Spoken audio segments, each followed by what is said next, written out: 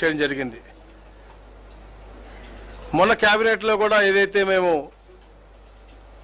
Discuss చేశామో 0 నుంచి 150 yards ఉన్నాయి ఫ్రీ ఆఫ్ కాస్ట్ చేస్తూ ఉన్నామో, 150 యార్డ్స్ నుంచి 300 ఉన్నటువంటి వాటికి 15% ఏదైతే ఇస్తానో దాని ప్రకారంగా ఇది కూడా చేయాలి. కాకపోతే వీటికి మాత్రం ఇప్పటి నుంచి 2 సంవత్సరాలు కాకుండా 2016-17లో ఇచ్చారు కాబట్టి ఆ డేట్ మీదనే వారికి ఇస్తే బాగుంటుందని చెప్పేసి వీరందరూ కోరడం జరిగింది. దానికి కూడా సానుకూలంగా స్పందించారు. నిజంగా విశాఖపట్నం పట్ల చంద్రబాబు నాయుడు గారికి ఉన్నటువంటి ప్రేమ, ఎందుకంటే రాష్ట్రంలో అన్ని ప్రాంతాల మీద ప్రేమ ఉంది. కాకపోతే ఇచ్చిన హామీలు కూడా ఎప్పుడు కూడా గవర్నమెంట్ మారినా కూడా గత ప్రభుత్వాలు ఇచ్చినటువంటి హామీలు కొన్ని సానుకూలంగా స్పందించారు. అప్పుడు 2017లో మేము ఇచ్చినటువంటి పట్టాలని కూడా కన్వెన్స్డ్ 2 ఇయర్స్లో ఇవ్వాలి అని చెప్పి రాసి ఉన్నప్పటికీ కూడా గత ప్రభుత్వం ఇవ్వబోవడం నిజంగా బాధాకరమైన విషయం. అందుకనే ఇప్పుడు రాగానే ఎమ్మెల్యేల కోరిక మేరకు ఆ 70,000 పట్టాలు ఏదైనా అందరికి కూడా ఇమ్మీడియట్ అంటే ఓల్డ్ డేటెడ్ కిందనే ఆ రోజు నుంచి ఎఫెక్ట్ అయ్యే విధంగానే ఆల్ రైట్స్ ఇచ్చే విధంగా కూడా చూస్తూ ఉన్నారు. అలాగే యూఎల్సీ కూడా ముఖ్యంగా, ఎందుకంటే ఇది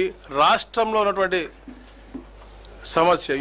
యూఎల్సీలో ఉన్నటువంటి ఎక్సెస్ ల్యాండ్ ఏదన్నా ఆక్యుపై అయ్యి ఉన్నా అవన్నీ చేసినా కూడా అది పిఓటీ యాక్ట్ కింద వచ్చి 10 years ఆఫ్ ఎలిమినేషన్కి వస్తూ ఉంటుంది. కానీ ఈరోజు కూడా అది కూడా డిస్కషన్ రావటం, దాన్ని కూడా 2 years టైం పీరియడ్ పెట్టి అంటే ఒక పాజిటివ్ యాటిట్యూడ్ తీసుకొచ్చి ఎక్కడ సమస్యలు ఎందుకంటే ఎక్కువ సమస్యలు ఉన్నాయో అన్నీ కూడా తక్కువగా చేసి పరిష్కారం అనేది శీఘ్రంగా ఉండే విధంగా అన్నీ కూడా ప్రణాళిక చేసుకుంటూ ముందుకు వెళ్ళారు.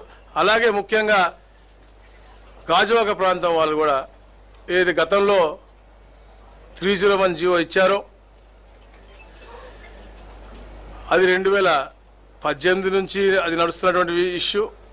ఎలక్షన్ ముందు హడావిడిగా వీరు కూడా 6 నెలల ముందు చెప్పారు, కానీ అది పూర్తిగా కంప్లీట్ అవ్వనటువంటి పరిస్థితి.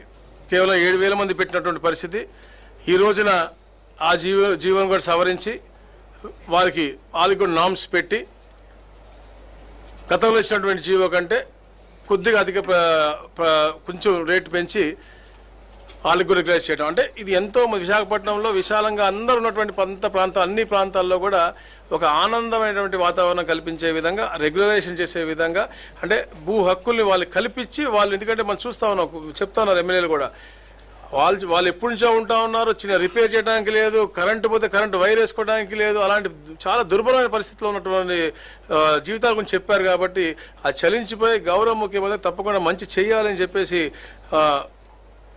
వాళ్ళ యొక్క ఆలోచన. ఎందుకంటే గత ప్రభుత్వం మనం చూసాం, శుక్రవారం వస్తే బుల్డోజర్లు వస్తాయా లేకపోతే మన ఆపుకోవాలా, మా ఎమ్మెల్యేల గారిని కూడా అప్పుడు అరెస్ట్ చేసిన పరిస్థితి మనం చూసాం.